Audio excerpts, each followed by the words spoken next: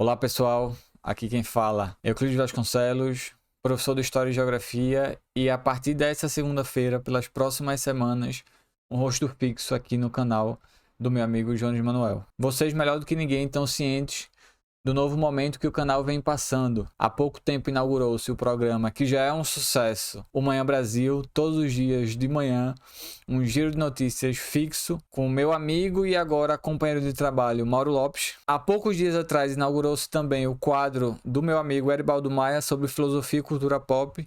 E hoje, segunda-feira, e pelas próximas segunda-feiras que vierem pela frente, um vídeo toda semana comentando os principais assuntos do cenário internacional. Comentários sobre geopolítica, assuntos militares, história militar, assuntos estratégicos e todos os demais temas correlatos. Estou muito feliz de poder contribuir, de poder participar, de poder aproveitar esse novo momento do canal, esse boom de crescimento.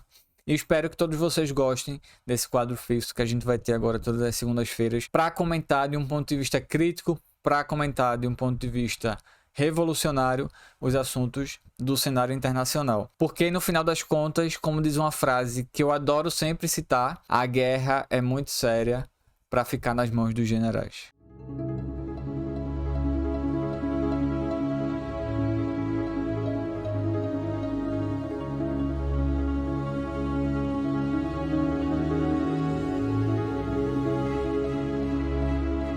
E para inaugurar o quadro, acho que não tem tema melhor do que a guerra na Ucrânia, ou o desenlace, o provável fim da guerra da Ucrânia. Como a maioria de vocês já deve estar acompanhando, ou no mínimo ouviu falar, porque já está estampando todos os jornais e noticiários do mundo, avançam as negociações entre Estados Unidos e Rússia pelo fim da guerra na Ucrânia. E preste atenção aqui nisso que eu tô falando, ó. Primeiro ponto importante para a gente analisar não só esse conflito, como o fim dele. A guerra, pessoal, foi na Ucrânia e não contra a Ucrânia. O que é que eu digo isso? Desde o início do conflito, todo analista minimamente sério, o que incluiu inclusive vários analistas ocidentais ou estadunidenses, fizeram questão de salientar mais de uma vez que essa guerra era um enfrentamento entre Rússia e OTAN / Estados Unidos no terreno ucraniano. O que é que significa dizer? A OTAN, a Organização do Tratado do Atlântico Norte, uma aliança militar disso que a gente convencionou chamar de Ocidente, focando ali Europa e Estados Unidos, surgida na Guerra Fria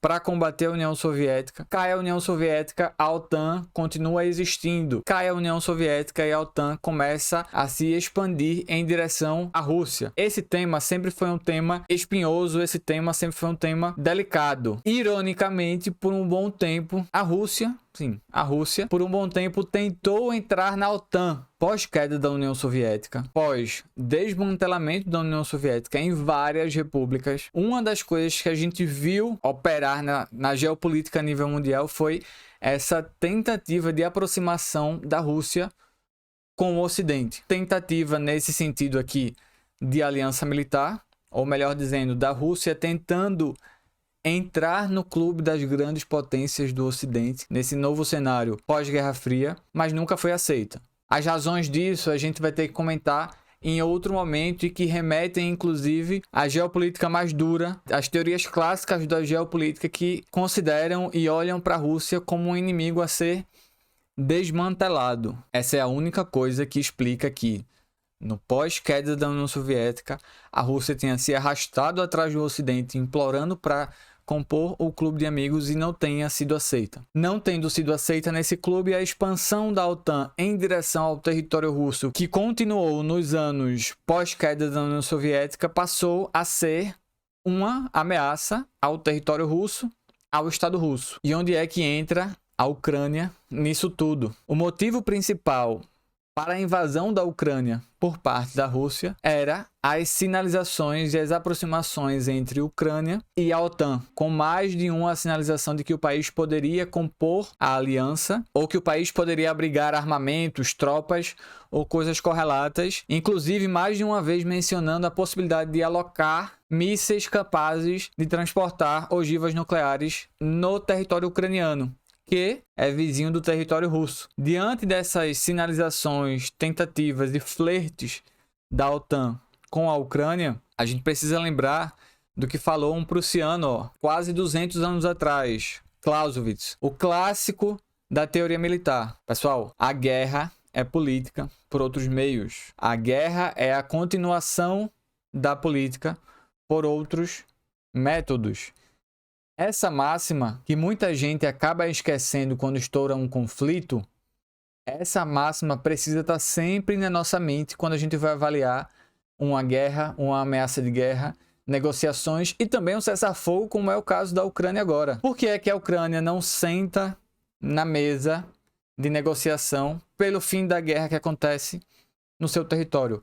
Pessoal, porque a Ucrânia foi utilizada, e agora está óbvio para Deus e o mundo, inclusive para todos os propagandistas pró-Estados Unidos e pró-OTAN, que a Ucrânia foi utilizada como bucha de canhão de uma guerra que não era sua. Uma vez iniciada a invasão russa, a OTAN se transformou no grande patrocinador do armamento e do treinamento para o exército ucraniano combater a Rússia. E só por isso o conflito durou esses quase 3 anos.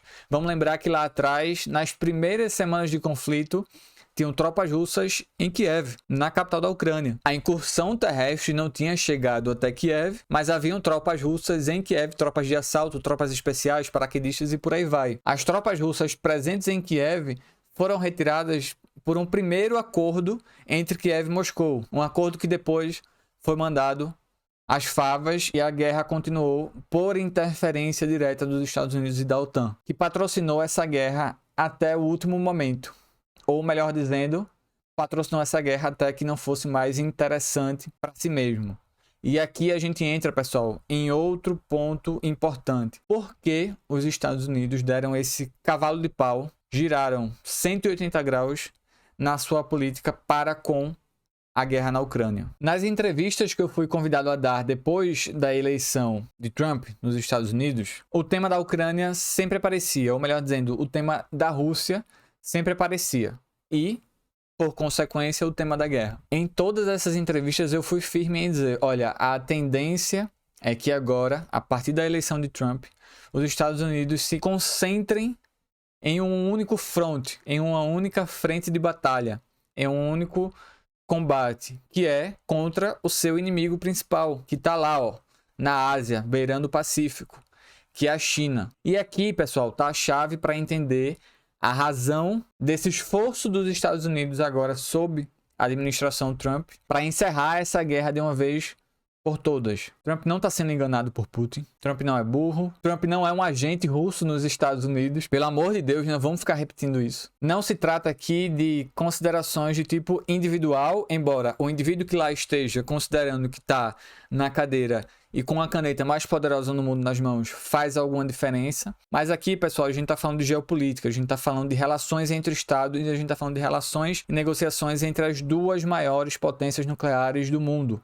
os Estados Unidos e a Rússia. Ninguém é inocente, ninguém está sendo enganado, não tem ninguém que está sendo passado para trás. Há interesses, os dois lados estão sentando na mesa e dizendo, eu quero isso, ou eu não quero isso, e como é que a gente pode sair daqui minimamente acertados? Não se trata de dar à Rússia tudo o que ela quer, embora seja mais do que óbvio, mais uma vez, para todo mundo, e quando eu falo todo mundo, é todo mundo mesmo, que quem sai vitoriosa desse conflito é a Rússia, inegavelmente, sob todos os aspectos. Primeiro, vamos voltar lá. Se a guerra é política, qual que foi a razão política para que a Rússia invadisse a Ucrânia e usasse a guerra, usasse da violência, usasse da força bruta para conseguir algo? Qual era esse algo? Era a garantia, ou melhor dizendo, era impedir que a Ucrânia continuasse se aproximando ou, quiçá, entrasse na OTAN, ou permitisse que seu território fosse utilizado como base para se aproximar do território russo. Ao que tudo indica, se as negociações continuarem como estão, vamos lembrar que a guerra ainda não acabou, as negociações só começaram, embora tenham começado com sinalizações claras dos interesses de finalizar esse conflito, e ao que parece, esse é um objetivo que a Rússia já conseguiu. E conseguiu, pessoal, por um motivo também muito simples. Quando a gente pensar nas negociações de paz, quando a gente pensar nos grandes barões, nos grandes poderosos da diplomacia mundial, nos gestores dos estados burgueses sentando à mesa para dividir seus interesses e conseguir seus objetivos, a gente tem que lembrar de uma coisa. Como é que está a situação no campo de batalha? Se a Rússia tivesse levando um revés, como foi vendido nos últimos 3 anos pelas principais páginas de assuntos militares, pelos principais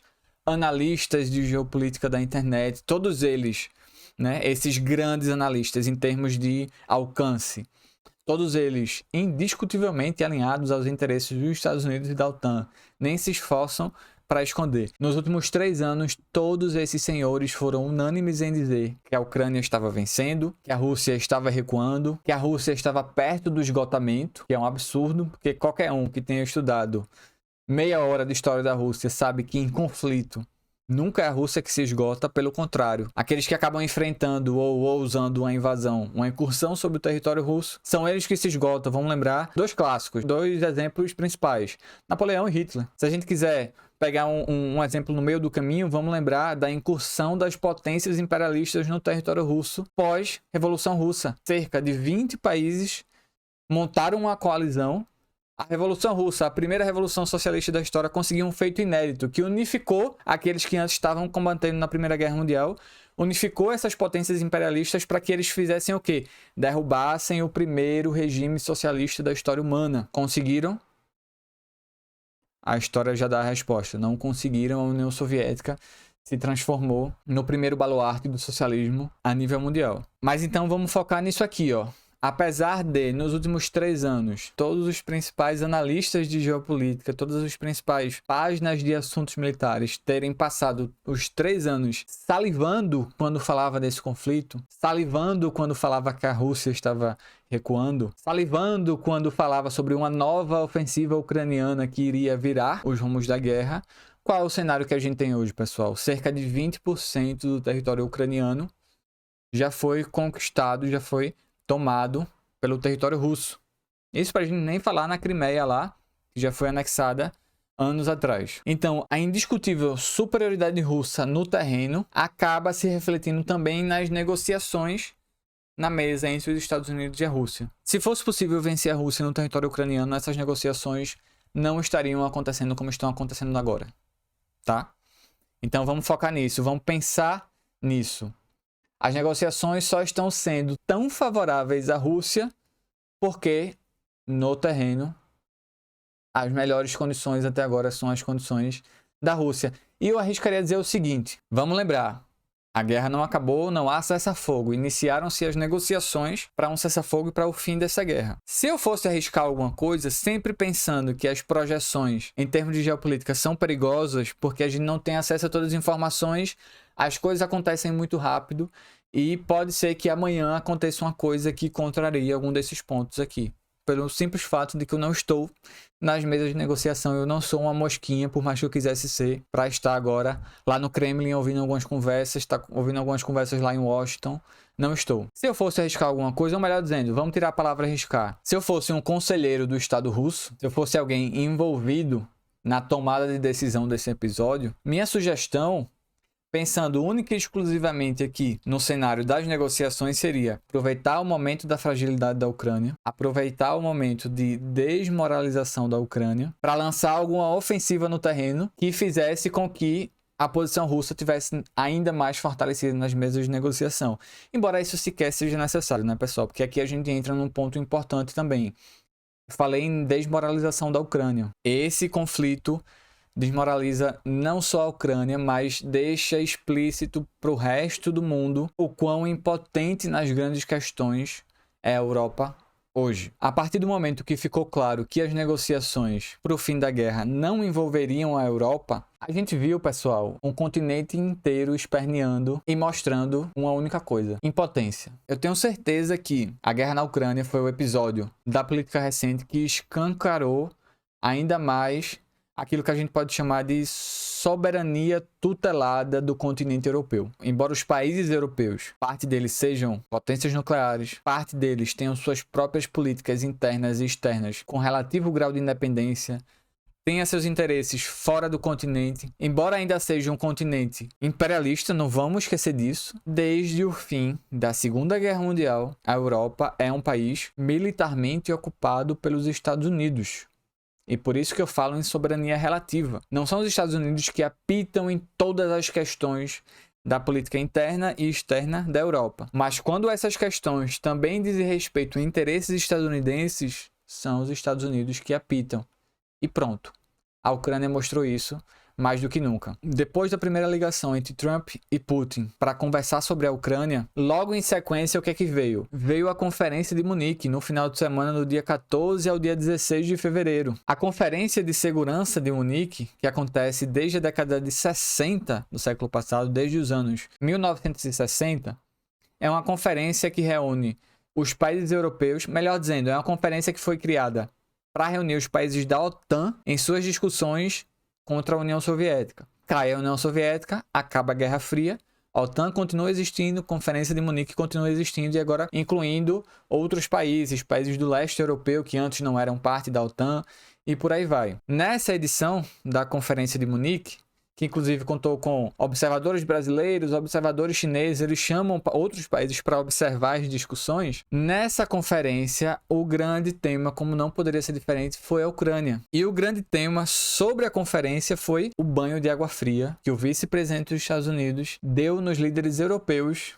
na conferência. O vice-presidente dos Estados Unidos foi convidado a discursar na conferência, e é até um pouco engraçado, né? Como esse momento dos Estados Unidos remonta a outros momentos também desse país, mas que é um momento que demonstra total desprezo pelas normas diplomáticas dos barões europeus. Da diplomacia clássica, que costuma prezar por falar as coisas sem dizer, por falar tudo nas entrelinhas, para não magoar os melindres da aristocracia diplomática europeia. Nesse caso, os Estados Unidos meio que soltaram um grande foda-se para isso. O discurso do vice-presidente dos Estados Unidos na conferência já começa falando o seguinte, abre aspas, há um novo xerife em Washington. Há um novo xerife em Washington que não está mais disposto, a financiar o que ele chama de defesa europeia. É fato que os Estados Unidos são o país que mais gastam na OTAN, mas os Estados Unidos não está financiando a defesa europeia, está financiando também os próprios interesses. E esse giro, também no tema do financiamento da OTAN, é um giro que, do ponto de vista político, quer dizer o seguinte, os Estados Unidos querem se retirar cada vez mais dessas inúmeras e dessas várias frentes de batalha em que está envolvido, para focar, vamos lembrar, para focar na China. E quando eu falo para focar na frente de batalha contra a China, a gente não está falando de uma guerra necessariamente. A gente está falando do enfrentamento ao gigante chinês, do enfrentamento ao poder chinês. Os Estados Unidos querem se retirar e querem fazer com que a Europa assuma as responsabilidades / o financiamento dessas outras iniciativas. Tanto que Trump está sendo bem taxativo ao falar que se a Europa quer continuar a guerra na Ucrânia, que a Europa financie. Como é imaginado, o discurso do vice-presidente lá na Conferência de Munique foi um balde de água fria, foi um choque. A imprensa europeia só falava disso nos dias da conferência. As falas dos líderes europeus refletiam algum choque, mas, para variar, a discussão na Conferência de Munique não deliberou nada, não decidiu por nada. Pessoal, por um motivo muito simples. Quando os Estados Unidos estão na jogada, o poder, a capacidade de fazer algo, ou melhor dizendo, a margem de manobra dos países europeus está obviamente limitada pelos interesses estadunidenses. E aí vem, do ponto de vista cronológico, outro episódio importante. A reunião entre as delegações da Rússia e dos Estados Unidos na Arábia Saudita, que acontece, como todo mundo já sabe, sem a Ucrânia, sem a Europa. Sem a Ucrânia, pessoal, porque a Ucrânia foi a grande bucha de canhão nessa guerra. Sem a Europa, porque a Europa já não apita mais nada quando os Estados Unidos estão envolvidos. Quando há interesses estadunidenses envolvidos, quem apita é o grande império. Quem apita são os Estados Unidos. Então, qual o saldo dessa reunião na Arábia Saudita entre as delegações russa e estadunidense? A reunião acabou com 4 pontos principais como indicativos, pessoal. Vamos lembrar disso. Essa reunião foi a primeira reunião para negociação de um conflito que não é fácil de ser resolvido. Vamos lembrar, daqui a pouco a gente volta nisso. 4 pontos principais: a assinatura de um cessar-fogo, eleições na Ucrânia. Então, na primeira reunião, os Estados Unidos já descartaram o Zelensky com muita facilidade. A assinatura de um acordo de paz e o último indicativo de um encontro pessoal entre Trump e Putin. Vamos lembrar, são indicativos dessa primeira reunião. Enquanto essa reunião acontecia, extremamente incomodados com terem sido afastados da mesa, a Europa se reúne por convocação de Macron, presidente da França. Convocados por Macron, os líderes europeus se reúnem para debater o que está acontecendo e, novamente, eles só conseguem fazer isso. Debater. Não conseguem deliberar nada. Vamos voltar para o que eu falei lá. O poder está na mão de quem? Quem tem o poder na mão consegue decidir. Quem não tem só consegue debater. E até é engraçado, porque por muito tempo, nesses 3 anos, a França foi um dos países que agiu bastante para se colocar como um mediador do conflito entre Rússia e Ucrânia, ou como um representante dos interesses europeus no conflito, tratando de tentar enfraquecer as relações entre Alemanha e Rússia, que já estavam estraçalhadas pelo conflito, mas tratando especialmente de enfraquecer a Alemanha e a Rússia. No fim das contas, só conseguiram enfraquecer a Alemanha. Por muito tempo se colocando como um mediador do conflito e tratando de isolar outros agentes, a França nesse momento está nesse grande balaio de gatos europeu, eles próprios agora isolados da mesa de negociação. Mas vamos voltar. Então, pós-reunião entre delegações na Arábia Saudita, saem esses 4 indicativos: cessar-fogo, eleições na Ucrânia, Zelensky já rodou, a assinatura de um acordo de paz, um encontro pessoal entre Trump e Putin. Depois dessa reunião que vem aquela famosa postagem de Trump avacalhando com a cara de Zelensky, né? Porque não basta descartar o cara, tem que humilhar. É a postagem, tá aí na tela, a postagem que fala que Zelensky era um comediante modestamente bem sucedido, que conseguiu enganar os Estados Unidos para os Estados Unidos financiar o seu conflito. E aqui vamos abrir um parênteses importante. Os Estados Unidos não foram enganados nesse conflito. Zelensky não enganou ninguém. Zelensky foi uma marionete. Zelensky foi usado pelos Estados Unidos para fazer frente ali na administração democrata com a linha de enfrentamento direto com a Rússia. Zelensky foi o líder da vez utilizado como um aliado incondicional dos Estados Unidos. E aí, pessoal, vamos lembrar daquela frase de Henry Kissinger. Kissinger, um dos grandes nomes das relações internacionais estadunidenses e mundiais, um dos grandes realistas das relações internacionais estadunidense, vamos lembrar disso. Tem uma frase que sintetiza muito bem esse episódio, quase um presságio, de tanto que se repete. Ser adversário dos Estados Unidos é perigoso, mas ser aliado dos Estados Unidos é fatal. Eu vi até um meme que dizia assim, que colocava uma foto da reunião dos líderes europeus e dizia liberalismo nas relações internacionais. Liberalismo de teoria liberal das relações internacionais, tá? E embaixo tinha a reunião entre as delegações estadunidense e russa. E a legenda era realismo das relações internacionais, tirando um pouco de onda com essa noção de multilateralismo, de fóruns de discussão, que no fim não decidem nada, que decide é o poder, né? Ficou só faltando nesse meme aí o marxismo nas relações internacionais, né? Onde é que entra, como é que os comunistas, como é que os marxistas precisam perceber esse novo momento do cenário internacional?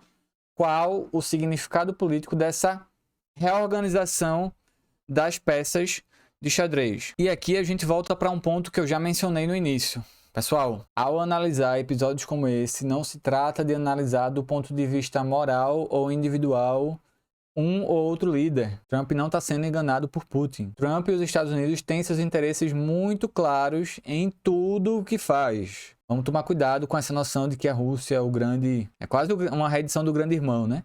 Que interfere em tudo e todos, interfere em todas as eleições, que mexe os pauzinhos e coloca um presidente lá na cadeira dos Estados Unidos. Não tem absolutamente ninguém sendo enganado nessa mesa de negociação. Claro, a gente pode, como eu já falei, discutir a validade, o quão correto e o quanto de sucesso os Estados Unidos vão ter nessa empreitada de se retirar dos cenários sem resolução à vista. Pessoal, vamos lembrar que a Ucrânia se transformou num atoleiro. A guerra já se estendia por 3 anos. A Ucrânia não dava sinais, por mais que entrassem rios de dinheiro, rios de armamento, não dava sinais de conseguir uma reviravolta decisiva no campo de batalha, capaz de influenciar na política de resolução do conflito. A Rússia se mostrava capaz de estender a sua presença ali e seu engajamento no conflito num sem fim de tempo. E os Estados Unidos estão querendo se retirar desse atoleiro para focar na grande ameaça à sua hegemonia mundial, que é a China. Vamos sempre lembrar. Quando tudo isso começou a acontecer nos últimos dias, foi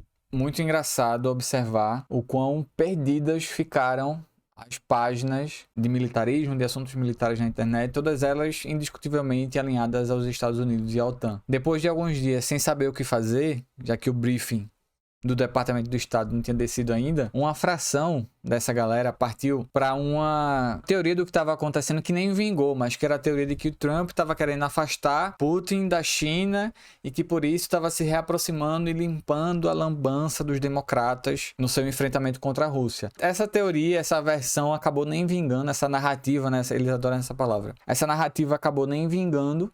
Mas eu não acho que também seja isso. Os Estados Unidos têm seu interesse, que é se retirar desse atoleiro. E tem uma outra coisa aqui que é, ao sentar na mesa com a Rússia e perguntar o que é que vocês querem, nós queremos isso, e vocês, o que vocês querem? Ao estabelecer essa negociação, os Estados Unidos também dão sinais de reconhecerem uma coisa que a gente já vem observando nos últimos anos, que é o cenário unipolar do pós-Guerra Fria, onde não tinha mais nenhuma potência mundial capaz de fazer frente aos Estados Unidos nas relações internacionais, está se modificando, pessoal.